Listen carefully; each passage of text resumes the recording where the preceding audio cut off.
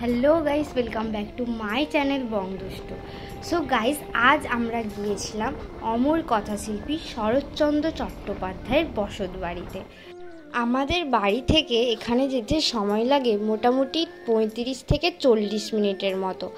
তোমরা যারা হাওড়া কিংবা মেদিনীপুর ওই সমস্ত সাইড দিয়ে আসতে চাও তাদের বলছি, হাওড়া মেদিনীপুর, হাওড়া পাঁশকুড়া, খড়গপুর লোকাল, এই সমস্ত লোকালগুলো ধরলেই তোমরা দেউলটি স্টেশন পেয়ে যাবে এবং দেউলটি স্টেশন থেকে নেমে ওখান থেকে বেরিয়ে তোমরা সামনেই টোটো পেয়ে যাবে। টোটো ধরে সোজা চলে আসবে শরৎকুঠিতে। গাইস, শরৎচন্দ্র চট্টোপাধ্যায়ের জন্মস্থান কিন্তু হুগলি জেলার দেবানন্দপুর গ্রামে। তবে তার যে লেখকের জীবনটা সেটা এখানেই কেটেছিল, তার বসত বাড়িতে। তিনি এখানেই থাকতেন। তার ব্যবহার করা সমস্ত জিনিস এখনও সযত্ন সহকারে এখানে রয়েছে। তার ব্যবহার করা লাঠিটা পর্যন্ত এখনও এখানেই রয়েছে। এবং এই যে এই রুমটা তোমরা দেখতে পাচ্ছ, এখানে রয়েছে একটা 100 বছরের পুরানো ঘড়ি এবং তার ব্যবহার করা বিভিন্ন বইপত্র যেগুলো তিনি পড়তেন, আয়না। স্বাধীনতা আন্দোলনের সময় অনেক বিপ্লবীরা তার এই বসত বাড়িতে এসে থেকেছেন এবং এখানে গোপন মিটিং করতেন।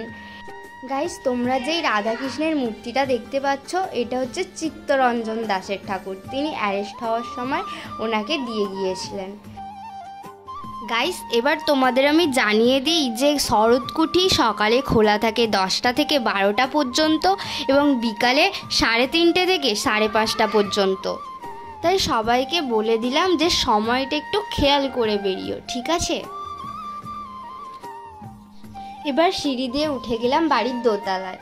এখানেও 2টো রুম রয়েছে এবং গাইস, এই বারান্দা থেকে নিচের ভিউটা কিন্তু খুব সুন্দর লাগে।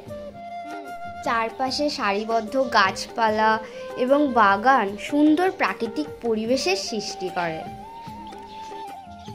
তোমরা যারা দেউলটি এসেছো বাট এখনও শরৎকুঠিতে আসোনি তাদেরকে বলছি, তোমরা নিঃসন্দেহে এখানে চলে আসতে পারো প্রকৃতির সৌন্দর্যতা উপভোগ করার জন্য, ঠিক আছে?